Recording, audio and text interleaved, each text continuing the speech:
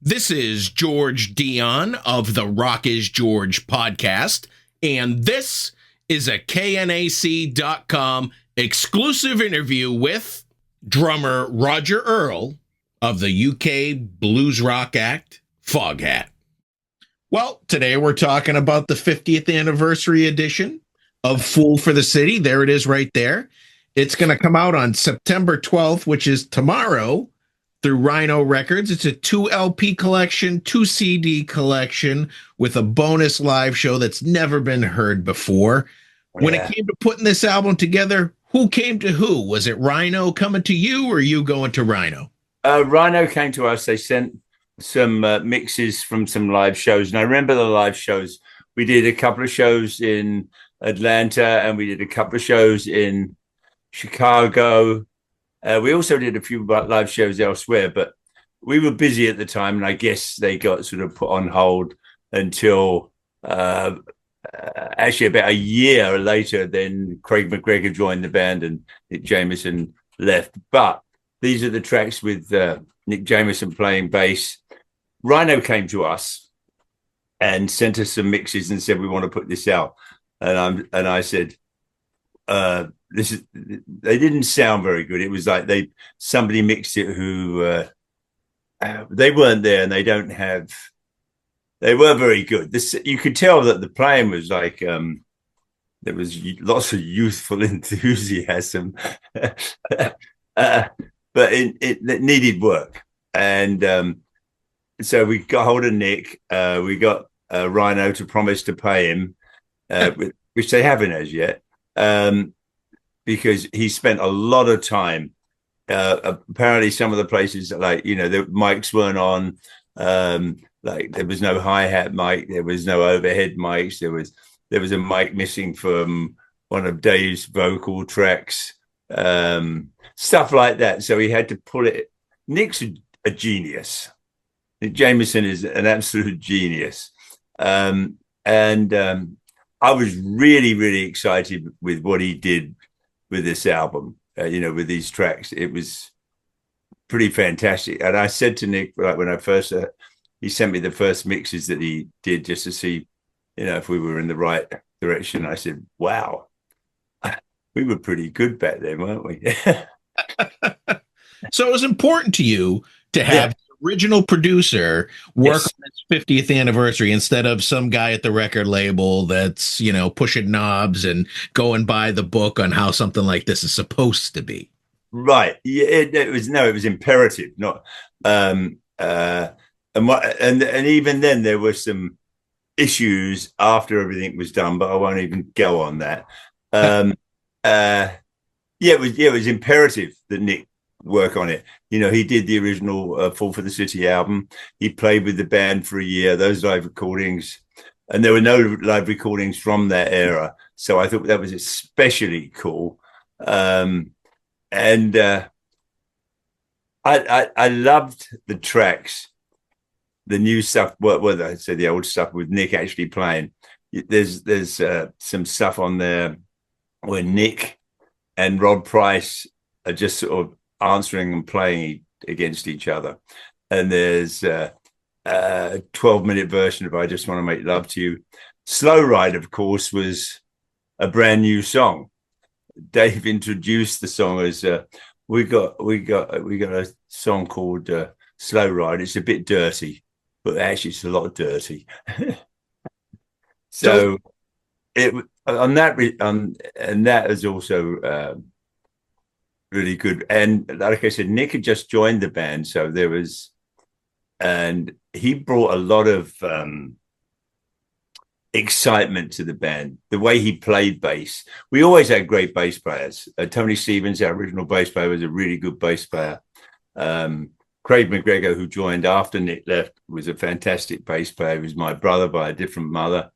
And actually, the very first band I was in, I had a great bass player. So I'm used to playing. I say used to playing. I think it always helped me that I had, great bass players that I played with and great musicians actually right from the start, the very first band I was in. So, this was really exciting. I love the way it sounds and the way it feels. So this Chicago show from 1975, live at the Aragon Ballroom, is the bonus disc on the Fool for the City 50th anniversary. I know you said that the label had the mix. Was this show? Was this? Did you know that this show existed in a recording, or was it found in some storage bin somewhere by Rhino or in somebody's shoebox?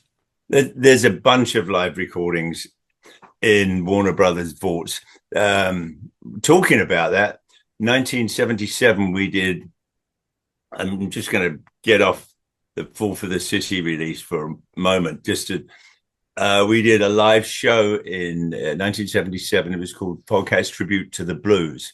It was filmed and recorded by Bearsville Records, which of course was a subsidiary of Warner Brothers, and they won't put it out. I don't know where it is. They'll probably find it after I've departed this earth. But it was Foghat was the house band for Muddy Waters, John Lee Hooker, Paul Butterfield, Johnny Winter, countless other blues greats. Oh, Eddie Bluesman Kirkland, and there's a fantastic version of "I Just Want to Make Love to You" with Muddy leading the chorus. And it's filmed and recorded, and it sounded really good. But I remember going to Warner Brothers probably about 12 or 15 years ago. Linda and I went there, and I was talking to somebody there about finding it. And they said, well, it's huge down there. I said, well, why don't I just go down there? Because I know what I'm looking for. Oh, you can't go down there. Anyway, yes, Rhino. Well, actually, I'm glad this record is out because it gives, it's a space in time of when Nick Jameson was playing bass with the band, and it's really, really, it's exciting. We were full of youthful enthusiasm. You know what I like about the live show is that these four of these songs are new to the audience, and the Right. audience is eating them up. You go to a show today and you try to play a new song, and everybody's going to the bathroom. Well, actually, that hasn't been the case for us, which I guess kind of says something about either the band and or maybe our fans. We had an album out, it was about a year and a half ago, released on our label called Sonic Mojo. And we started playing up to about 5 different songs, but we would just put 1 or 2 songs in each night, and they go down great. It stayed on the Billboard Blues charts for 37 weeks and came in at #1. We actually made some money on this record. I think it was $3 or $4. But making music is what it's all about. It's always been about that for me, right from the very beginning. And when Rhino came up with these tapes, it was like, well, we have to do this, and we did. We did it, and Nick Jameson was an absolute genius. So when you listen back to these shows, do you get a mental picture of playing those shows 50 years ago? Yeah. Like I said, the tempo of Honey Hush and all the jamming on that. I Just Want to Make Love to You, I think it's 12 minutes long. Foghat was always like that right from the very beginning. I mean, a lot of our songs came from a jam. We would just sit in a room, Marshall amps and drums and a couple of mics and just play. We still do the same thing, except we use smaller amplifiers now, and there's about an hour or more backstage before we play where we jam. It's that's the joy of making and playing music, having that sort of musical conversation with the other guys in the band. It's Brian, who our lead and slide guitar player, who's also our producer now, Brian Bassett, sometimes even starts singing songs, which he won't do on stage. And it's all about the music. It always has been. We've lost 6 of my brothers that have played in this band at various times. But I'm not that good a fisherman that I want to retire now. I couldn't feed the family with just the fish I catch. I tend to put most of them back now unless I'm going to eat them there and then that day.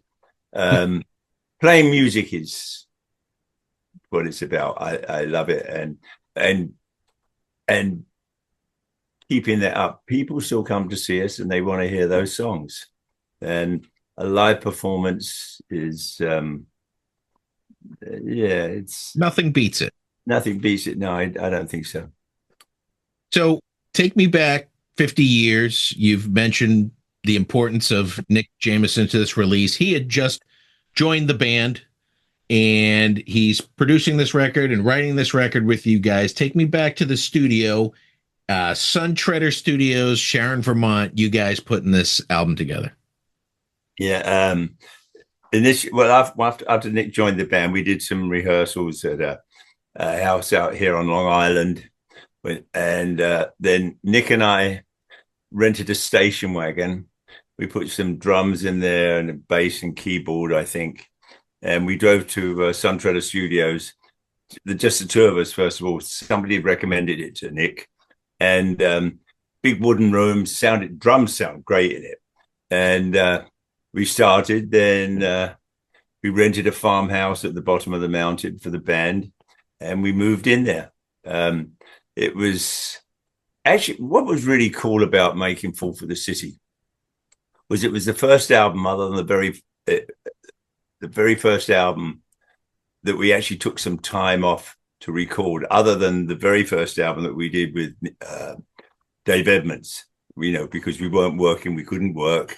And so we spent a year making the first record. The other albums in between that and Fall for the City were done like a week here, 2 weeks there, bit by bit. Nick Jameson was also involved in some of our early recordings as well. But we told our management we want to take time off, 3 months, 4 months, whatever we need to do. And that's what we did. And it was fun. We shared a farmhouse. We were all living together. We all got on great. And Rod Price and Lonesome Dave they were playing great. We've been on the road for 4 or 5 years, playing constantly. So everybody was playing great. It was like, and we were having fun too. In fact, Nick sent me some photographs, which I'd forgotten about. From time to time, we take some time, a day off or something, and play badminton. And it was like, who were these skinny guys? It was us. The studio was fantastic. The room was great. And it was a lot of fun. I'll give you, for example, Fall for the City, the song.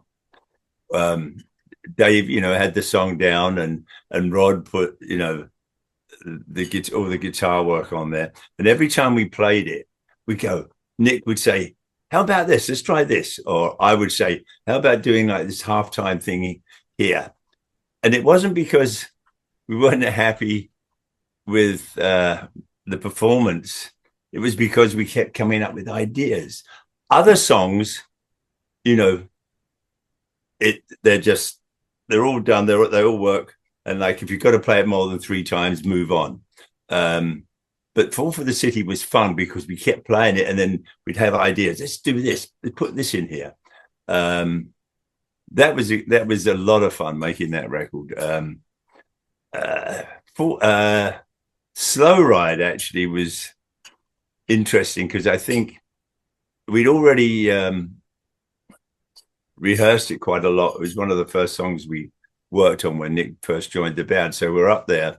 Everybody knew the song. It might have even been the first or second take of the song that we kept. But what happened halfway through, with the bass and drum breakdown, like the funky thing, we like to think it was funky. The power went out. It was maybe one of the locals had too many adult libations. Maybe an errant moose had seen a pole that he didn't like. Anyway, the power went out. I can't remember how long it took, but it was certainly weeks before we went back in there. Nick might remember. He's got a good memory.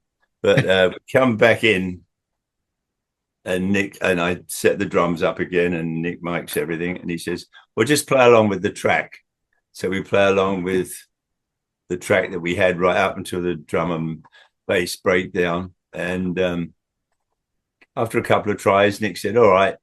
And he joined in, and Rod and Dave joined in, and that was how that came about. Also, the interesting part about Slow Ride,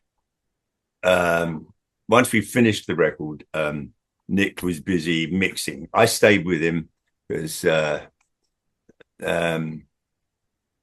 I like to think I put some input in, but the truth is I would just get tea and biscuits for him and say stuff like, you want to turn the drums up a bit, Nick? No. Anyway, we'd finished mixing Slow Ride, which was nearly 8 minutes long. Nick and I had decided it was a single. And we mixed Save Your Lovin', I think was the B-side. So we were going to drive back down from Vermont to Bearsville Records to see Paul Fishkin, who was in charge of Bearsville Records. And so we got in the station wagon. It might have been my Jensen, actually. I had a Jensen Interceptor convertible. I remember we were going a bit quick. We'd been up all night, and we come over the hill doing well over 100 miles an hour. And down the bottom, there's some of Vermont's finest state troopers, and they're lined up across the road. Apparently, they were stopping people coming from Canada who were going to a festival.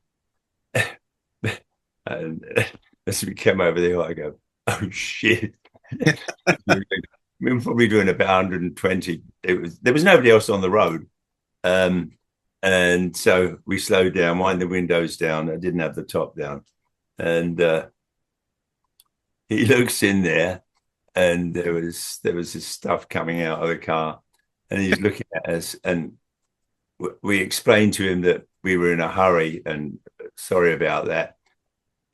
And he said, look, take it easy. and waved us on. Sometimes they understand that some people are just driving a bit quick, but there was nobody else on the road. So, I mean, I wouldn't never drive faster. There's other traffic, but youthful. We were excited. We wanted to get back down to Bearsville. And when we played it for Paul Fishkin, he said, well, you can't put this out as a single. And we said, yes, you can. He said, it's nearly 8 minutes long. Nobody's going to play it. We did put it out initially or released it to the radio stations as in its full-length version, but they started editing it anyway. So Nick did, in fact, succumb to pressure and remixed it. I actually not remixed it, just edited it down. So it was just over 4 minutes. But yeah, that still gets played today. So I guess we got it right back then. Well, that trip in Vermont to Bearsville Records was not your only run-in with the law. From what I understand, when you tried taking this photo over here fishing in the sewer down in New York City's Manhattan area, the cops rolled up on you there too. Yeah, a couple of New York's finest. It was early one Sunday morning. We were down in the village, St. Mark's Place. Nick Jameson actually came up with the idea of me fishing in a manhole cover for the title, because from time to time when I had nothing else to do, and like maybe they were doing overdubs with guitars or vocals, I'd go fishing up in Vermont. There's some really good trout fishing up there. Also, a couple of the rivers had Atlantic salmon, which intrigued me. That's another. I digress. Anyway, here we are in Manhattan, early one Sunday morning. We pull up the manhole cover, and like sit down and like start taking pictures. A couple of New York's finest roll by. They come, they stop, roll down their windows. They say, "Hey," we go, "Oh shit, you got a license?" And we go, "You got a fishing license?" They get out of their cruiser, they come out, they say, "What are you guys doing?" Then we explained to them, and they said, "All right." And they just took care of some of the traffic that would come by, and so nobody fell down the hole. And they watched us until we finished it. Actually, they were really cool. We took a couple of pictures of them carting me away in handcuffs. I don't know whatever happened to them, but yeah, New York cops, they're great. They worry about murder and mayhem, not somebody fishing down a manhole cover. You didn't catch anything in that manhole cover, did you? Cockroach about 5 inches long. No, actually, on the album cover, no, you can't see it on this one. No, there was some nasty looking creatures down there, but no, I didn't catch anything. I had no hook or bait on there. I wasn't going to do that. Just had a little lead weight on there. I thought maybe you would have caught a Baby Ruth candy bar, if you know what I'm talking. You saw that film too. Good. On this album, Fool for the City, you do a cover of My Babe. I had no idea the original artist was the Righteous Brothers. I would have never guessed by your arrangement of this song. Did you ever get any feedback from Bill Medley or Bobby Hatfield on their opinion of your cover? Not that I recall, but how that started was we were on the road. We were touring with Humble Pie, and Lonesome Dave and I became really tight with their lead singer, who is an absolute monster. And we would be staying up late and partying until the early hours. And Stevie Marriott suggested to Dave, "You should do this song, My Babe." Their version of it is very, very different. Because that's what we did with Stevie. We would sit down and play music and annoy the neighbors until the sun came up and went down again. Anyway, when we were in the studio, Dave suggested it to Nick. Nick said, "I used to play that song in my original band from Philadelphia." And Nick had the arrangement for My Babe, which was totally different from the original version. But again, Nick Jameson, he's so clever. Don't you hate people like that? You know, they can do anything and everything brilliantly. Another one comes to mind. Dave had been learning to play sax whilst we were on the road for the last 2 or 3 years prior to the record. So you knew what Dave's room in the hotel was. It'd be so we get there, and because we're all living together in this farmhouse, Dave would still be practicing. So there was a song called, it didn't make it onto the record, called "Going to the Mardi Gras." And we get to the studio one day, and Nick's not there for some reason. And he went into town and bought a sopranino in a secondhand store. He comes back to the studio. He's never played one before, learns to play it in 5 or 10 minutes. Like I said, don't you hate people like that? And then he starts writing out some charts, horn charts, for this song we're working on. Dave playing sax and Nick playing sopranino sax. I don't know what happened to those tracks. The song didn't make it onto the record, not because it just didn't. There was probably a couple of other songs that we worked on that didn't get there. It'll be interesting. Maybe it's in the vaults of Warner Brothers. They've got lots of stuff down there. Foghat was very busy. It's a very big vault. You can't go down there. They're not allowed to go down there, really. There might be a fire one day, too. Yeah, right. So, Nick Jameson, very pivotal to this album and that show that appears on this album. How come Nick didn't continue with the band after this album? Well, right from the very beginning, apparently, he said it to our manager, which I later learned afterwards. He said, look, I only want to do this for a year. Nick's a super talented guy. He's a stand-up comedian. He does voiceovers for TV and film.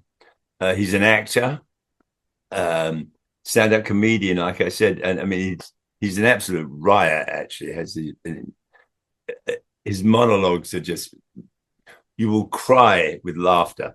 And he's multi-talented, and he wanted to make his own album. So about a year later, he left the band, and that was when Craig McGregor joined us on bass. We'd already auditioned Craig over a year beforehand, and I really liked him. But if I recall, I'm talking about Craig McGregor now, our bass player. When we first auditioned him, our manager at the time said he played his bass like a bow and arrow.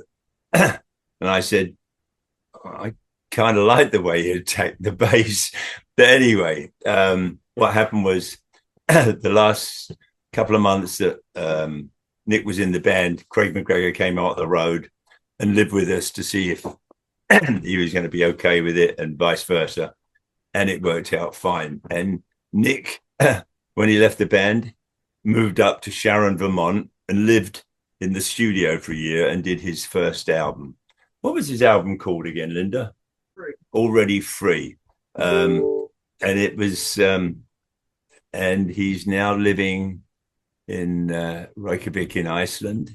He does voiceover still, does some acting, plays in a blues band, and probably countless other things, and helps people like us out when we find stuff in the vault, and puts his magic on it, which is what it is. You have to talk him into coming into a Foghat show and playing a couple tunes from Fool for the City for the anniversary. He actually, he came here and stayed with us, stayed with me for 3 or 4 days, and he did actually get up, but he wanted to play guitar, so we did a couple of songs. I forget where we were, somewhere upstate New York, I think. And yeah, he's a lot of fun to hang out with, and I love him like a brother. Now, I don't want to open up any more wounds between you and Warner Brothers, but no wounds. Why didn't any of your prior albums to Fool for the City get the 50th anniversary treatment? Most of them went gold, and they're all worthy albums, but this one got it. I don't know. I'm the drummer in a rock and roll band. I'm sort of the de facto leader because I'm older than everybody and been here since the beginning. But Foghat was always a band. It was never like just one person. Lonesome Dave was the main songwriter in the original band. Rod was the lead guitar player and bottleneck player. Dave played some great leads too. But whenever we put a record together, it was always a band. Everybody had their input. Dave would come up with the ideas, and the same today. It's a band. That's what makes it fun, and I think it comes through in the music as well. When everybody is, focused on the same thing and enjoying it, which is Foghat never put out a record they didn't enjoy. If it didn't sell, 1 million records, that was our fault. I'm not going to blame anybody else for it, because we didn't put out records we didn't like. And if a song wasn't working, we would leave it alone. But I know how fortunate I am. I mean, I get to earn a living and have done for how many years? I play music. I play in a great band. I play in a rock and roll band that's blues based. Oh, that's another thing. Without the blues, there would be nothing. That is the source of all music, as far as I'm concerned, anyway, contemporary music. The blues, I mean, I guess when our African brothers and sisters were dragged from Africa, blues. And then we got rock and roll, bebop, jazz. Then of course, country music, gospel music. Let's not forget soul music and Detroit City. This is the land of music. Everything comes from America. It's right, in my humble opinion, it does. I mean, yeah, I mean, growing up in London in like the 60s, yeah, all we listened to was American music. Chuck Berry, Muddy Waters, B.B. King. It was, that's where it came from. That's where this band came from, and so many other bands. So the Stones, I mean, one of the beauties of the Stones is they always talk about where their influences came from. And same with Foghat. It's the blues. We'd be nothing without the blues. Where would we be? We'd be bluesless. And 50 plus years later, you guys are still out there on the road. I know you got a show in just 2 days in Right. Las Vegas. I assume that your set list is made up of the hits, so to speak, but are you planning on adding maybe another one from Fool for the City to honor the anniversary? Yeah, I'm probably going to have to get up and say something about it.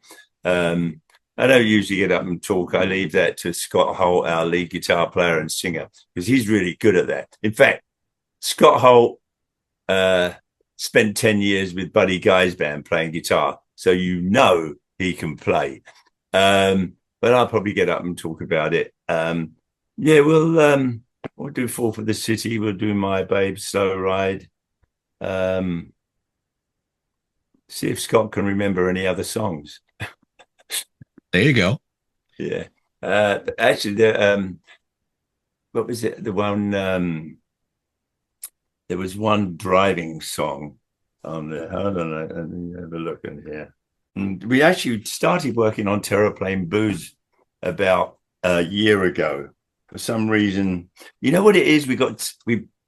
Foghat's made 17 or 18 albums, countless live albums and jam sessions. So we had this huge amount of material to pick from. And it's like, but where do you begin? yeah, right. Drive Me Home is one of the songs. I always like that. And that was one take as well. We'd rehearsed it the night before in the studio. Then we went back to the house and hung out and probably drank some wine. We came back in the studio the next day. It was just one take. And both guitars, bass and drums, everything. And so Nick says he had this idea about putting some car crashes in it because it's all about some guy picking up a chick, but he wants her to drive because he's had a few drinks. That sounds familiar. Anyway, the idea was to sort of drive this car down this winding hill where the studio was and hit garbage cans and trees. Hit trees? That's rather cruel. No, we did actually. So we put some garbage cans down there and placed mics down this escinding dirt road. And I went into town and I bought, it was a Fiat 124 coupe, 2-door, baby sheet green and tan interior. I remember it anyway. I think I paid $100 for it. So I brought that back. And the idea was to me to hit the cans as we're going down and try to make crash sounds, which I did. I mean, this is like fun, you know? So I strap myself in and I make a run down the mountain. Nick's already put the mics and cans and everything, and come back up again and said, yeah, let's do another run. So he's back in the control room and recording everything. About halfway down, all of a sudden, the engine catches on fire. Now I'm strapped into this small car, and I finished the run anyway. Get down, it's a narrow dirt road, and then we hit another wider dirt road. Fortunately, there was no traffic, and I get down there and jump out of the car. I think it seemed to put itself out. I'm not sure, but you'll hear some crashes and bangs throughout that song. Drive Me Home. That was a lot of fun to make. Maybe we should play that. Yeah, add that one to the set, but don't crash your car outside. No crashing of cars. So you mentioned your 2023 studio album, Sonic Mojo. Can fans expect a new album in the future? Actually, yeah, we were down at myself, Brian, and Scott were down at we have a studio down in DeLand, Florida.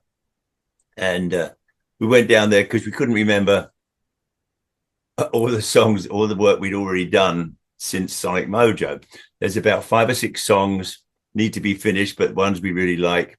We've also got some live recordings that we've done over the last 2 or 3 years of songs that we've never recorded live before. There's some other stuff that we did. There was a single we wrote about Lonesome Dave that currently came out as a single. It's called On Tonsils and Sneakers. So we've probably got enough for at least 1.5, if not 2 albums. We'll put it in just one album, but there'll be some live tracks on there, stuff that we've never recorded live before. Yeah, we're going down, I think in about 3 weeks' time. I have about 8 days off. We're going down there for that. And then just before we go to Europe, we go to the UK, we have about 12 days off. And hopefully we should get it all finished. It'll probably be out sometime next year. Yeah, we're going to roll to a roll and rock till we drop. Words to live by. Yeah. Well, yeah. Roger, those are all the questions I have for you today. The new Foghat release is the 50th anniversary edition of Fool for the City, with an unheard live performance that sounds like it was recorded yesterday. It's fantastic.